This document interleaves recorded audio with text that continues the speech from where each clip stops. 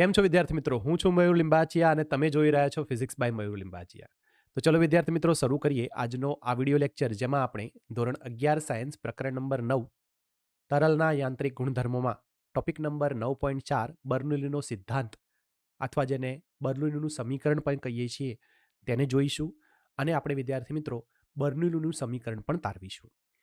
વિદ્યાર્થી મિત્રો, બર્નોલીનું સમીકરણ મેળવવા માટે અથવા બર્નોલીનો સિદ્ધાંત સમજવા માટે બર્નોલીના સિદ્ધાંત સાથે સંકળાયેલા કેટલાક મહત્વના મુદ્દાઓને તમારે જાણવા જરૂરી છે, કેમ કે એની પર 1 માર્ક્સના પ્રશ્ન પણ આવી શકતા હોય છે. તો તે સમજાવવા માટે સૌથી પહેલાં આપણે આકૃતિને સમજીએ અને પછી એના સાથેના મુદ્દા સમજી અને પછી આપણે ઇક્વેશન તારવીશું. તો વિદ્યાર્થી મિત્રો, તમે જોઈ શકો છો સ્ક્રીન પર તેમ અહીંયા એક વહન નળી બતાવેલી છે. આ વહન નળી શું છે? વહન નળી વિદ્યાર્થી મિત્રો જે તરલને એક છેડેથી બીજે છેડે વહન કરાવે છે.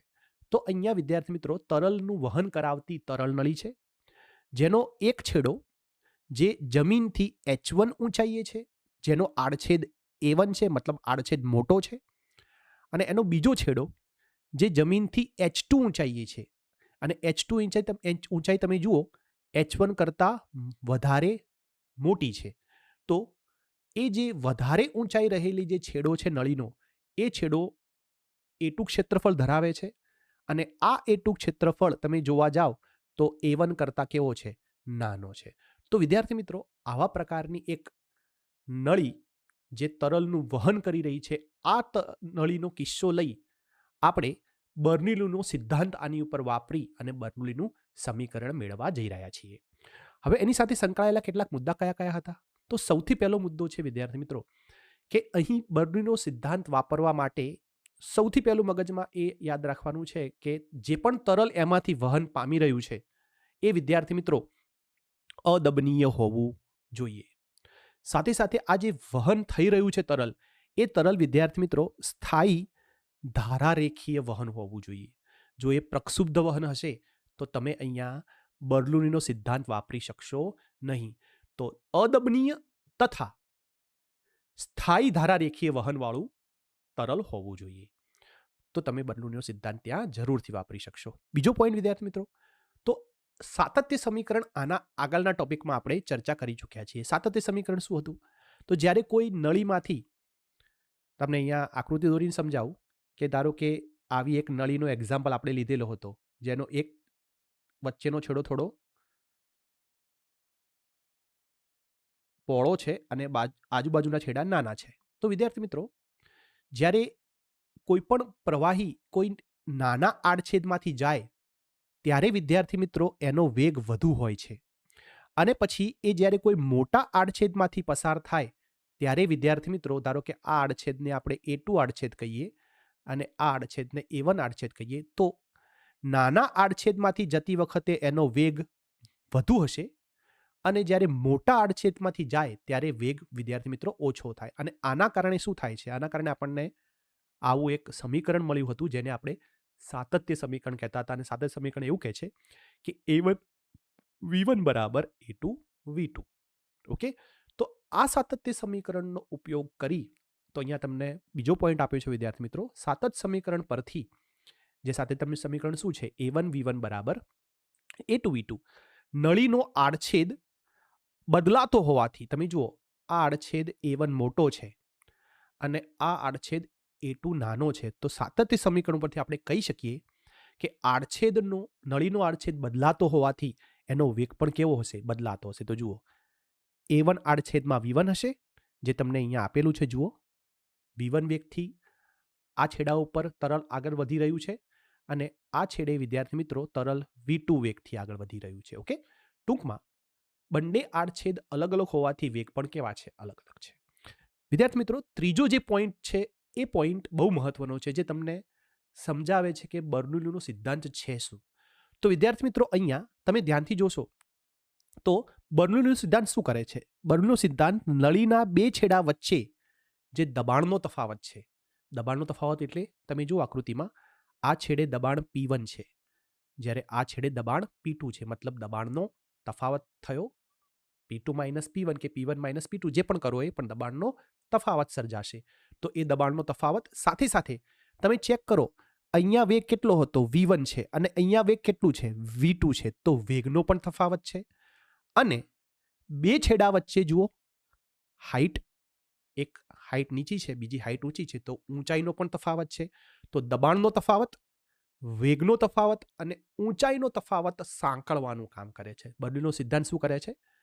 વેગનો તફાવત, જો અહીંયા વેગનો તફાવત, દબાણનો પણ તફાવત અને ઊંચાઈના તફાવતને સાંકળવાનું કામ કરે છે. આ ત્રણેય તફાવતને ભેગા કરો અને જે સમીકરણ બને એ તમારું બર્નોલીનું સમીકરણ. તો આશા રાખું છું કે તમને આ પોઈન્ટ ક્લિયરલી સમજાઈ ગયા હશે. હવે વિદ્યાર્થી મિત્રો આપણે બર્નોલીનું સમીકરણ ગાણિતિક રીતે મેળવવાનો પ્રયત્ન કરીશું. તો જુઓ, આકૃતિને બહુ ધ્યાનમાં રાખવાની છે અને જે પણ ગાણિતિક પ્રક્રિયા કરીશું વિદ્યાર્થી મિત્રો એ અહીંયા આ આકૃતિને અનુસંધાને જ કરવાની રહેશે. તો હવે ધ્યાન આપો. આપણે સૌથી પહેલા આ જે છેડો 1 છે આને છેડો 1 કહીએ અને વિદ્યાર્થી મિત્રો આને છેડો 2 કહીએ. તો હું છેડા 1ની જો અત્યારે ચર્ચા કરું તો છેડા 1 ઉપર જેનો આડછેદ a1 છે અને આ જે છેડો 1 છે, જો ત્યાં જે પણ તરલ અત્યારે ડેલ્ટા ટી સમયમાં, જો અમે અહીંયા ડેલ્ટા ટી લખેલું છે, જો ડેલ્ટા ટી સમયમાં પસાર થતું તરલનો વિચાર કરું તો એ તરલ ડેલ્ટા ટી સમયમાં કોઈ એક સ્થાનેથી બીજા સ્થાને વહન કરતું હોવાથી આગળ વધશે. તો ધારો કે ડેલ્ટા ટી સમયમાં આ તરલ બી થી સી સુધી જાય છે, મતલબ જે તમને આ ક્રોસ ભાગ બતાવ્યો છે એ શું બતાવ્યું છે? ડેલ્ટા ટી સમયમાં આ તરલે કરેલું સ્થાનાંતર છે, એને કાપેલું અંતર છે. તો વિદ્યાર્થી મિત્રો આ અંતર બીસીને શું લખી શકું? બીસીને શું લખી શકું? બીસીને લખી શકું અંતર બરાબર, આપણે જાણીએ છીએ વેગ બરાબર અંતર અથવા સ્થાનાંતર ભાગ્યા સમયગાળો. તો કેટલું સ્થાનાંતર કરે છે? બીસી જેટલું. તો આપણે લખી શકીએ કે બીસી બરાબર v ઇન્ટુ ડેલ્ટા ટી. હવે આ છેડા ઉપર વેગ કેટલો હતો? v1 હતો. તો વિદ્યાર્થી મિત્રો બીસીને શું લખાય? v1 delta T. તો તમે ચેક કરો, મેં અહીંયા આ જે બીસી અંતર છે આટલું અંતર એને મેં શું લખ્યું છે? v1 delta T. ઓકે. અહીંયા હવે વિદ્યાર્થી મિત્રો જે તરલ જઈ રહ્યું છે આમ, એ તરલ ઉપર વિદ્યાર્થી મિત્રો આપણે શું કરીએ છીએ? બહારથી ધક્કો લગાવીએ છીએ, બહારથી બળ આપીએ છીએ. તો ધારો કે હું આ તરલને બહારથી બળ આપું, એટલે કે હું તંત્ર ઉપર બાહ્ય બળ આપીને જો હું કાર્ય કરું, તંત્ર ઉપર બાહ્ય બળ F1 આપીને, ધારો કે F1 માની લો, તો બાહ્ય બળ આપી F1 આપીને હું શું કરીશ? આ તરલ જે બીસી જેટલું અંતર કાપી રહ્યું છે એની ઉપર આપણે એવું કહી શકીએ કે દબાણ આપી રહ્યા છે. દબાણને આપણે શું કહ્યું? P1. તો P1 ને લખવું હોય તો શું લખી શકાય? P1 બરાબર F1 ભાગ્યા A1. અને લાગતું મારે બળ લખવું હોય તો શું લખી શકાય? P1 A1. P1 A1. તો કેટલું બળ લાગી રહ્યું છે વિદ્યાર્થી મિત્રો? બળ લાગી રહ્યું છે P1 A1 જેટલું.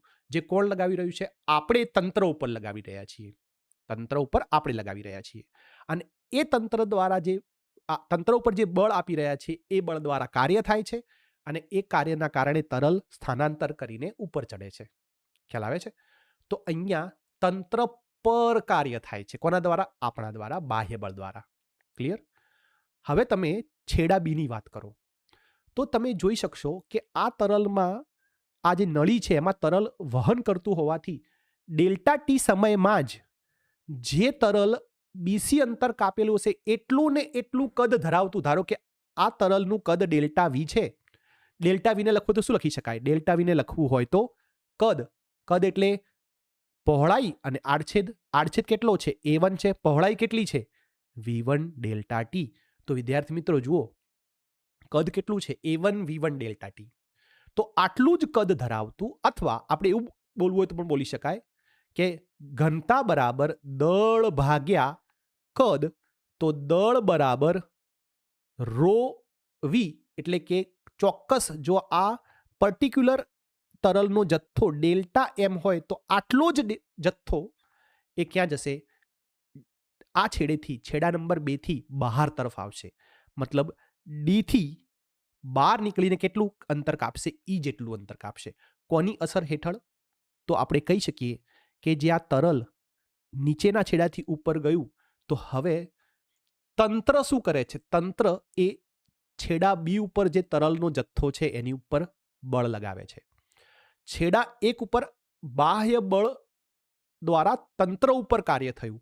છેડા બી ઉપર શું કરે છે? છેડા બે ઉપર તંત્ર બળ લગાવે છે. ફરીથી, છેડા એક ઉપર આપણે બળ લગાવીએ છીએ, એટલે કે તંત્ર પર કાર્ય થાય છે, અને છેડા બે પર તંત્ર દ્વારા કાર્ય થાય છે.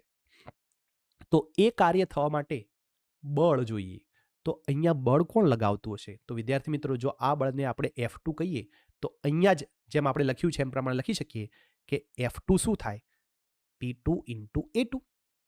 અને આ કોના દ્વારા થતું હશે? તંત્ર દ્વારા કાર્ય થતું હશે. બરાબર છે. અને એ કાર્ય દ્વારા આ પ્રવાહી ડી થી ઈ જેટલું અંતર કાપે. તો એ અંતરને આપણે જો ડીઈ અંતર કહીએ, આ F2 બાહ્ય બળ દ્વારા તરલ જો ડી થી ઈ છેડા સુધી જતું હોય, અહીંયાથી અહીંયા સુધી જતું હોય, તો આપણે ડીઈ અંતર જેમ અહીંયા બીસી શોધ્યું એવી રીતે શું લખી શકાય? V2 ડેલ્ટા ટી લખી શકાય. અંતર બરાબર વેગ ગુણ્યા સમય. અહીંયા સમય કેટલો લીધો છે? ડેલ્ટા ટી જ આજે હતો એનો એ જ સમય છે. ઓકે, તો ડી શું આવ્યું વિદ્યાર્થી મિત્રો? ડી આપણી પાસે આવે V2 ડેલ્ટા ટી. હવે આ કેસમાં મારે કદ લખવું હોય તો પણ શું લખી શકાય? સેમ કદ આવે. જેમ કે આ જે કદ અહીંયા જે પણ કદ તમારું છે એના અનુસંધાનમાં જો અહીંયા કદ લખવું હોય તો શું લખી શકાય? ડેલ્ટા વી જ લખાય. કેમ? તો જથ્થો સરખો છે, ઘનતા સરખી છે, તો કદ કેવું હોય? સરખું. તો ડેલ્ટા વી બરાબર શું આવશે આ કેસની અંદર? A2 V2 delta T. અને A2 V2 ડેલ્ટા ટી તમે ચેક કરો સાતત્ય સમીકરણ પ્રમાણે લખો તો જુઓ, A1 V1 ડેલ્ટા ટી બરાબર A2 V2 delta T. Check કરો, ડેલ્ટા ટી નીકળી. આ શું આવ્યું? સાતત્ય સમીકરણ આવ્યું. અને સાતત્ય સમીકરણ દ્વારા આપણે શું કહી શકીએ કે બંનેનું કદ કેવું હશે? સમાન હશે. ઓકે, તો હવે વિદ્યાર્થી મિત્રો, આ કિસ્સામાં આપણને બંને છેડાનું કદ જે સમાન છે એ પણ મળી ગયું. તો હવે આપણું સૌથી પહેલું ટાસ્ક રહેશે કે છેડા એક ઉપર તંત્ર પર થતું કાર્ય શોધવાનું. બીજું આપણું ટાસ્ક રહેશે છેડા બે પર, એટલે કે ઊંચા છેડા પર તંત્ર દ્વારા થતું કાર્ય, પેલું તંત્ર પર અને છેડા બે પર તંત્ર દ્વારા. પછી આપણે કુલ કાર્ય લખીશું. એ કુલ કાર્ય વિદ્યાર્થી મિત્રો બે ભાગમાં વિભાજિત થશે, ગતિ ઉર્જામાં અને સ્થિતિ ઉર્જામાં. બરાબર છે. તો સૌથી પહેલા આપણે શું શોધીએ? છેડા એક ઉપર તંત્ર પર થતું કાર્ય. તો જુઓ, હવે અહીંયા હું મેથેમેટિકલ સ્ટેપ્સ ચાલુ કરું છું. છેડા એક પર F1 બળ દ્વારા, F1 ને શું લખાય? F1 ને લખું તો આવી રીતે લખાય વિદ્યાર્થી મિત્રો. P1 A1 દ્વારા તંત્ર પર થતું કાર્ય જો W1 હોય તો શું લખાય વિદ્યાર્થી મિત્રો? W1 બરાબર લાગતું બળ ગુણ્યા સ્થાનાંતર. સ્થાનાંતર કેટલું થાય છે? ચેક કરો, BC જેટલું થાય છે. અહીંયાથી આ છેડા ઉપર ક્યાં આવ્યો? B થી C સુધી સ્થાનાંતર કર્યું. અને BC કેટલું છે? તો BC આપણે જુઓ, અહીંયા જોયું V1 ડેલ્ટા ટી જેટલું. આ રહ્યું V1 ડેલ્ટા ટી જેટલું. ખ્યાલ આવે છે? તો એટલા માટે હવે BC શું લખાય? BC લખાય જ્યાં બાજુમાં લખો, જ્યાં BC બરાબર શું છે? BC બરાબર V1 ડેલ્ટા ટી છે. તો અહીંયા મૂકીશ. ધેરફોર W1 બરાબર, અને P1 આપણને ખબર છે, F1 ખબર છે, P1 A1 ગુણ્યા V1 ડેલ્ટા ટી. તો આવી રીતે લખીએ વિદ્યાર્થી મિત્રો, V1 બરાબર P1 A1 V1 delta T. તો તમે ચેક કરો A1 V1 ડેલ્ટા ટી શું છે? A1 V1 ડેલ્ટા ટી તો કદ છે. A1 V1 ડેલ્ટા ટી શું છે? કદ છે. તો વિદ્યાર્થી મિત્રો, આ કેસમાં અહીંયા લખી શકાય ધેરફોર W1 બરાબર P1 ડેલ્ટા V. અને સમીકરણ નંબર 1 આપો. તો આ કોની ઉપર થયું? છેડા એક ઉપર થતું કાર્ય થયું. એવી જ રીતે વિદ્યાર્થી મિત્રો આપણે છેડા બે ઉપર થતું કાર્ય જોઈશું. તો લખાય નળીના છેડા બે પર F2 બરાબર P2 A2 દ્વારા P2 A2 તંત્ર દ્વારા, આવું લખવાનું, તંત્ર પર નહીં, હવે તંત્ર દ્વારા થાય છે. તંત્ર દ્વારા થતું કાર્ય જો W2 હોય તો W2 શું થશે વિદ્યાર્થી મિત્રો? W2 બરાબર સેમ F2 ગુણ્યા હવે બળ ગુણ્યા સ્થાનાંતર. અહીંયા સ્થાનાંતર શું થાય છે છેડા બી ઉપર? તો જુઓ, તમારું તરલ ડી થી ઈ સુધી ગતિ કરે છે, સ્થાનાંતર કરે છે. તો તમે લખી શકો ધેરફોર ડીઈ, પરંતુ ડીઈ શું હતું? જ્યાં તમને ખબર છે ડીઈ તો શું છે? ડીઈ V2 ડેલ્ટા ટી છે. તો ચેક કરો ડીઈ શું છે આ રહ્યું V2 ડેલ્ટા ટી.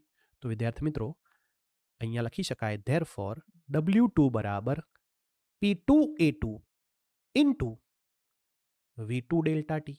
તો આને આવી રીતે લખી શકું વિદ્યાર્થી મિત્રો, W2 બરાબર P2 A2 V2 delta T. તો ચેક કરો આ A2 V2 ડેલ્ટા ટી શું હતું? ડેલ્ટા વી જ છે ને? તો સાતત્ય સમીકરણ પરથી આપણે શું કર્યું કે આ બંને કદ કેવા હશે? સમાન હશે. જે અહીંયાથી તરલ જેટલા કદનું જાય છે એટલા જ કદનું અહીંયા જશે, જેટલા દળનું અહીંયાથી જાય છે એટલા જ દળનું અહીંયા આવશે. ટૂંકમાં કદ કેવું હોય? સમાન. તો આપણે લખી શકીએ ધેરફોર આને પણ હું શું લખીશ? W2 બરાબર P2 ડેલ્ટા વી. સમીકરણ નંબર 2. તો જુઓ આપણે બંને છેડા ઉપરથી તો કાર્ય આવી ગયું. છેડા એક ઉપર તંત્ર પર કાર્ય થાય છે, તંત્ર પર થતું કાર્ય છે, જ્યારે છેડા 2 પર તંત્ર દ્વારા થતું કાર્ય છે. તો હવે આપણે કુલ કાર્ય લખ્યું, આપણે તંત્ર પર થતું કુલ કાર્ય, તંત્ર પર કુલ કાર્ય. તો શું લખાય વિદ્યાર્થી મિત્રો? જો કુલ કાર્ય W હોય તો હવે લખી શકીએ ધેરફોર W બરાબર W1 માઇનસ W2. હવે તમે પૂછશો કે સાહેબ માઇનસ કેવી રીતે આવ્યું? કાર્યોનો તો સરવાળો ના થાય. પણ વિદ્યાર્થી મિત્રો તમે તંત્ર પર થતું કાર્ય હોય એટલે તંત્ર પર જ્યારે કાર્ય થાય ત્યારે ઉર્જા પોઝિટિવ આવે, અને તંત્ર દ્વારા કાર્ય એટલે તંત્ર પોતાની ઉર્જા એ કાર્ય કરવા માટે ગુમાવશે. તંત્ર પર કાર્ય થાય એટલે એ તંત્ર ઉર્જા મેળવે, અને તંત્ર દ્વારા કાર્ય થાય એટલે તંત્ર ઉર્જા ગુમાવે. તો W2 શું આવે? ગુમાવતું હોવાથી, તંત્ર દ્વારા કાર્ય થતું હોતું ગુમાવતું હોવાથી W2 માઇનસ આવે. એટલા માટે વિદ્યાર્થી મિત્રો યાદ રાખજો, આ બહુ મહત્વનો પોઈન્ટ છે. W1 માઇનસ W થશે. કેમ? તંત્ર દ્વારા કાર્ય થતું હોવાથી W2 માઇનસ આવે. તો વિદ્યાર્થી મિત્રો હવે હું સમીકરણ 1 અને 2 ની વેલ્યુ મૂકી દઉં. તો જુઓ સમીકરણ 1 શું છે? ધેરફોર W બરાબર P1 delta V minus P2 delta V. તો આને લખી શકાય ધેરફોર W બરાબર, અથવા આપણે આને એવું કહી શકીએ કે જે કાર્ય થયું એ કાર્યનો ફેરફાર, બરાબર, એક પ્રકારનો ફેરફાર જ થયો. તો W બરાબર શું લખી શકાય? P1 minus P2 delta V. આને સમીકરણ નંબર 3 આપી દઈએ. તો વિદ્યાર્થી મિત્રો હવે તંત્ર પર કુલ કાર્ય મળી ગયું, અને આપણે જાણીએ છીએ કે તરલ અહીંયા નળીમાં વહેતું હોવાથી જે પણ કાર્ય થાય એ કાર્ય ઉર્જા સંરક્ષણના નિયમ પરથી કરેલું કાર્ય કોઈ ઉર્જામાં રૂપાંતરણ પામે. તો આપણે લખી શકીએ કે તંત્ર પર થયેલું કાર્ય, આ જે પણ કાર્ય થયું, તંત્ર પર થયેલ કાર્ય એ ગતિ ઉર્જા, જેને આપણે ડેલ્ટા કે કહીશું, પ્લસ નહીં લખાય ત્યારે, તથા સ્થિતિ ઉર્જા ડેલ્ટા યુમાં રૂપાંતરિત થાય અથવા સંગ્રહ પામે. તો લખી શકાય કે ધેરફોર W બરાબર ડેલ્ટા કે પ્લસ ડેલ્ટા યુ. જે પણ તમે કાર્ય કર્યું છે કુલ, એ 2 ભાગમાં વિભાજિત થયું, અડધી ગતિ ઉર્જામાં, અડધી સ્થિતિ ઉર્જામાં. તો કરેલું કાર્ય બરાબર ડેલ્ટા કે પ્લસ ડેલ્ટા યુ ઓબ્વિયસ છે. તો હવે વિદ્યાર્થી મિત્રો સૌથી પહેલા તો મારે આને સમીકરણ 4 કહી અને મારે સૌથી પહેલા તો ડેલ્ટા કે એટલે ગતિ ઉર્જા શોધવી પડે. તો તરલની ગતિ ઉર્જા તમે જુઓ, છેડા 1 ઉપર કેટલો વેગ છે? V1 છે, અને છેડા 2 ઉપર V2 છે. સાથે સાથે તમે ચેક કરો અહીંયા વિદ્યાર્થી મિત્રો, છેડા ઉપર છેડો A જે છે, આ છેડો A એનો વેગ, ક્ષેત્રફળ મોટું હોવાથી વેગ ઓછો હોય, અને છેડો 2 જે છે ક્ષેત્રફળ નાનું છે એટલે વેગ ફાસ્ટ હોય. તમે અનુભવ કર્યો હશે, પાણીની પાઇપની અંદર તમે આગળ આંગળી રાખો છો તો પાણી કેવું ફાસ્ટ નીકળે છે. એનો મતલબ કે તમે પાણી જે પાઇપ હોય, પાઇપનો અંગૂઠો મૂકીને શું કરો છો? આડછેદ નાનો કરો છો, એટલે માટે વેગ વધુ બનશે. તો આ કિસ્સામાં V2 વધુ હોય આ છેડાનો, અને આ છેડામાં V1 કેવો હશે? ઓછો હશે. તો એનો મતલબ કે છેડા બે ઉપર ગતિ ઉર્જા વધુ હોય અને છેડા બે ઉપર ગતિ ઉર્જા ઓછી. તો આપણે ગતિ ઉર્જાનો ફેરફાર શું લખી શકાય? તો તરલની ગતિ ઉર્જાનો ફેરફાર ડેલ્ટા કે બરાબર શું લખી શકાય? લખી શકાય આવું કે 1/2 m V2 નો સ્ક્વેર માઇનસ 1/2 m V1 નો સ્ક્વેર. પણ આ વિદ્યાર્થી મિત્રો એમ ક્યાંથી લાવીશું? તો વિદ્યાર્થી મિત્રો અહીંયા આપણે ગતિ ઉર્જા માટે અને સ્થિતિ ઉર્જા માટે આ બંનેમાં તમે જુઓ, સ્થિતિ ઉર્જાનું પણ સૂત્ર શું છે? mgh. એમાં પણ એમ આવે છે. તો પહેલા આપણે શું કરવું પડે વિદ્યાર્થી મિત્રો? પહેલા આપણે તરલનું દળ નક્કી કરવું પડે. તો અહીંયા વિદ્યાર્થી મિત્રો આ જે તરલની ગતિ ઉર્જા છે એને વ્યાખ્યાયિત કરતા પહેલા જો હું તરલને વ્યાખ્યાયિત કરી દઉં તો વધારે ઇઝી રહેશે. તો જુઓ, તો આપણે વિચારીએ કે રો ઘનતાવાળું અને ડેલ્ટા V બરાબર A1 V1 ડેલ્ટા T અથવા A2 V2 ડેલ્ટા T કદવાળું તરલ ડેલ્ટા T સમયમાં ડેલ્ટા M જેટલો જથ્થો પસાર થતો હોય તો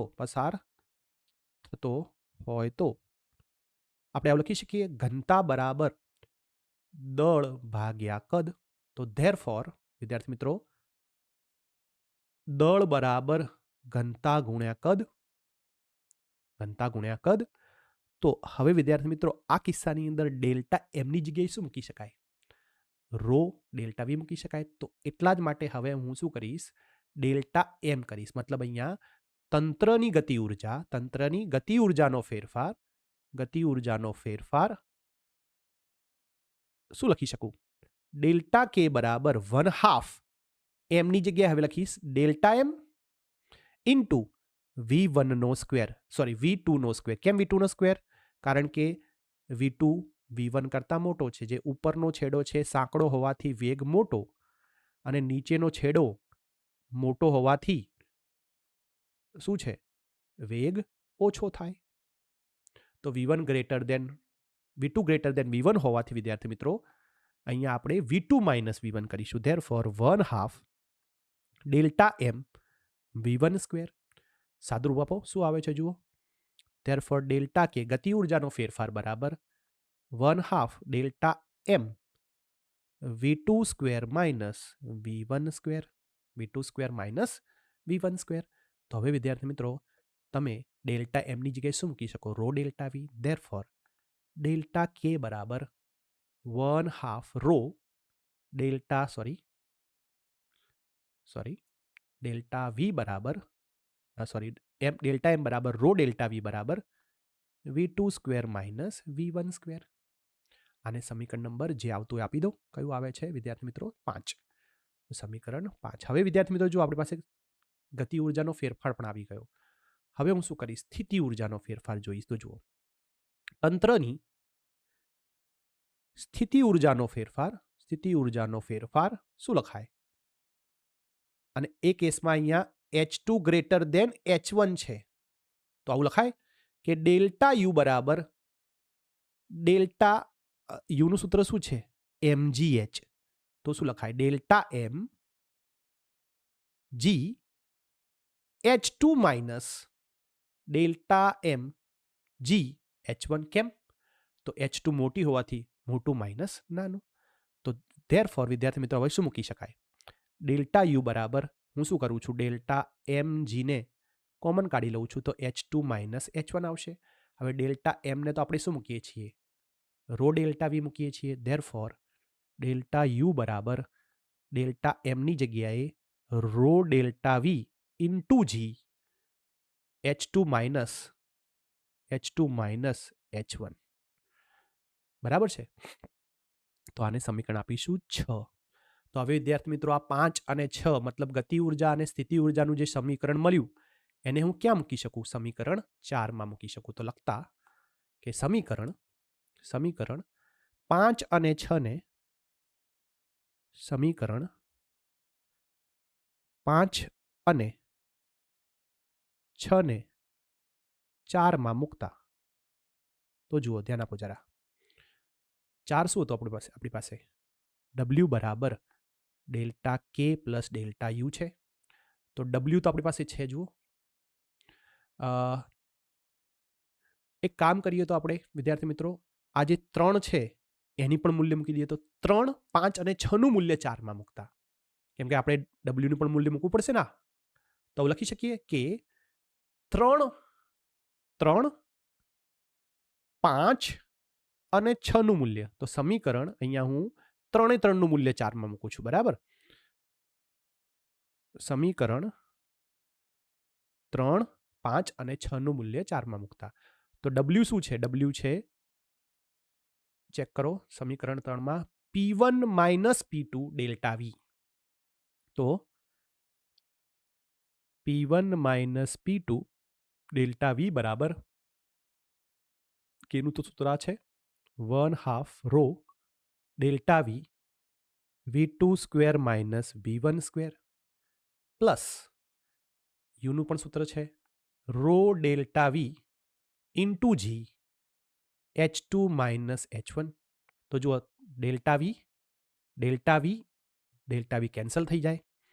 તો ધેરફોર P1 માઇનસ P2 બરાબર શું વધે? અહીંયા જુઓ, 1/2 rho V2 square minus V1 square plus rho G H2 minus H1. હવે હું શું કરું છું?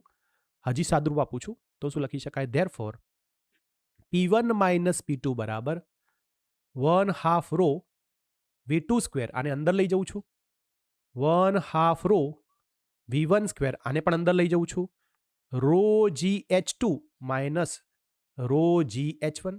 હવે વિદ્યાર્થી મિત્રો 1, 1, 1 વાળાને સાથે રાખો, 2, 2, 2 વાળાને સાથે રાખો. તો જુઓ P1, હવે આ 1 વાળું છે એને હું આ સાઈડ લઈ જઉં તો વત્તા થાય. જુઓ, માઇનસ છે. તો 1/2 રો V1 સ્ક્વેર. એવી જ રીતે વિદ્યાર્થી મિત્રો આ 1 વાળું જુઓ, H1 વાળું, તો એ પણ માઇનસ છે. જમણી સાઈડ જાય તો શું થશે? પ્લસ થઈ જશે. બરાબર. જમણી સાઈડ જુઓ, P2 ને લાવવાના છે તો માઇનસ છે આ P2. જમણી સાઈડ જશે તો શું થશે? પ્લસ થઈ જશે. ધેરફોર P2 પ્લસ થઈ ગયા. એવી રીતે બીજો કયો છે? વેગવાળો. તો જુઓ, જમણી સાઈડ જ છે ઓલરેડી, તો એ તો ત્યાં જ રહે. અને જો H2 પણ જમણી સાઈડ જ છે તો એ ત્યાં રહેશે. તો તમે ચેક કરો વિદ્યાર્થી મિત્રો, તમને આ શું મળ્યું? તમને આ જે પણ મળ્યું છે એ છે બર્નોલીનું સમીકરણ. તો તમને વિદ્યાર્થી મિત્રો આ બન્યું બર્નોલીનું સમીકરણ. અને મેં તમને આગળ કહ્યું તે પ્રમાણે બર્નોલીનું સમીકરણ શું સૂચવે છે? દબાણનો તફાવત, વેગનો તફાવત અને ઊંચાઈના તફાવતનું એક શું છે? કોમ્બિનેશન છે. બર્નોલીનું સમીકરણ તમને બે નળીના બે છેડા વચ્ચે દબાણનો તફાવત, જે તમે અહીંયા જોયો P1 માઇનસ P2, વેગનો તફાવત V1 માઇનસ V2 અને ઊંચાઈનો તફાવત સાંકળે છે. તો એને જ આપણે શું કહીએ છીએ? બર્નોલીનું સમીકરણ. તો વિદ્યાર્થી મિત્રો આ છે તમારું બર્નોલીનું સમીકરણ. મોસ્ટ આઈએમપી પ્રશ્ન છે.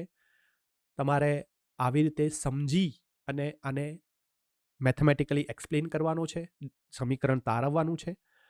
તો આશા રાખું છું કે તમને આ બહુ મોસ્ટ આઈએમપી પ્રશ્ન સારી રીતે સમજાઈ ગયો છે. જો મારી ટીચિંગ મેથડ પસંદ આવતી હોય, હું જે સમજાવું છું એ તમને સરળતાથી સમજાઈ જતું હોય, તો પ્લીઝ ચેનલને સબસ્ક્રાઈબ કરો.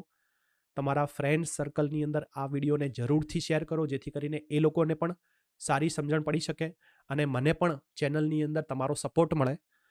તો આશા રાખું છું કે તમે બધા મને ફૂલ સપોર્ટ કરશો અને ચેનલને સબસ્ક્રાઇબ ન કરી હોય તો સબસ્ક્રાઇબ કરી અને વિડીયોને જરૂરથી શેર કરશો. હવે આપણે મળીશું નેક્સ્ટ વિડીયો લેક્ચરમાં. ત્યાં સુધી બધા વિદ્યાર્થી મિત્રોને થેન્ક્સ ફોર વોચિંગ. બાય.